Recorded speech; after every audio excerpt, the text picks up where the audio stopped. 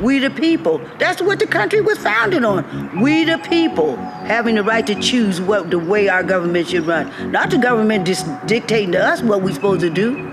Our forefathers fought and died for us to have this right. They broke away from England because they weren't letting us have that right.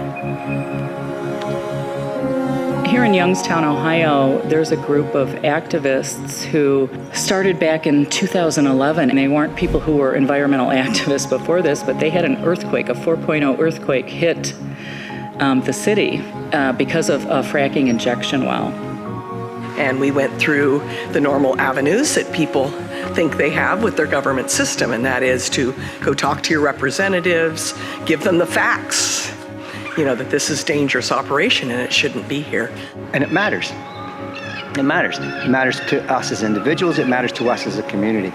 And that's what I'd like people to understand, is that this isn't just a fight of win or lose. This is a fight of right and wrong. Color is no object to us. We're all in this together. And that's the way the world should be. Instead of all this hatred and stuff going around. I mean, our Ohio Constitution says all power is inherent in the people. And if the government is not protecting us, we have the right to abolish, reform our government, because it should be taking care of we the people.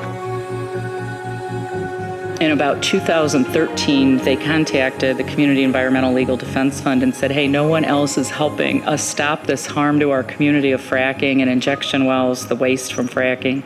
Can you come help us? And so we did. We helped them draft their first community Bill of Rights, and they got their asses whooped.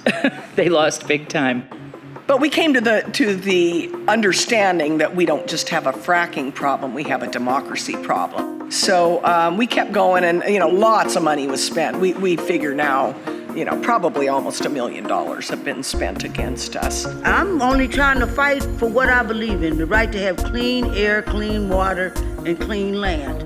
Because this is a fight that I feel eventually I'm going to win. Either I'm going to win or I ain't going to have no breath in my body left. I think we've been on the ballot 8 times, maybe? 9 times? Okay, yeah. Well, see, some people say, well, you've lost every time. And I say, no, we haven't. Because every time you get on the ballot, you win. Because that gives you the opportunity to talk about people's rights, to talk about the environment. And we know that this is an important thing. And it's not about us.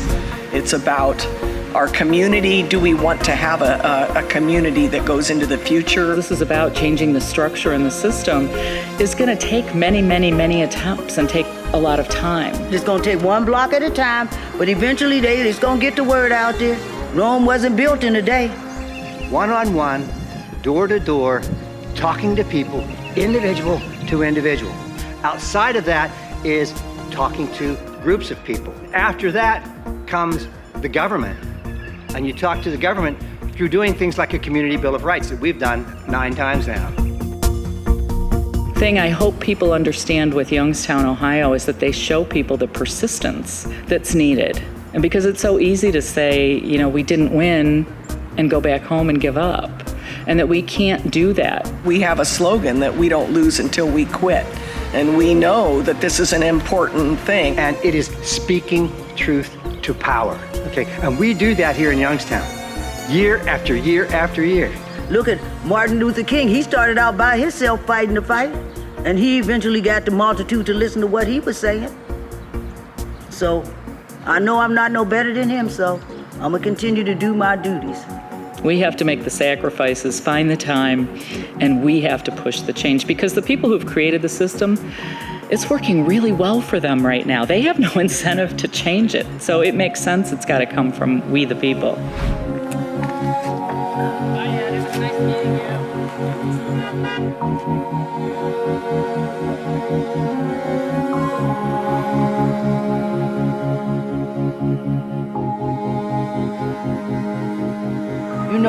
I don't hear anybody saying, oh, could you give me one of those polluted glasses of water? One with the slimy stuff on the top, preferably. Do you ever hear anybody saying stuff like that? No, you don't.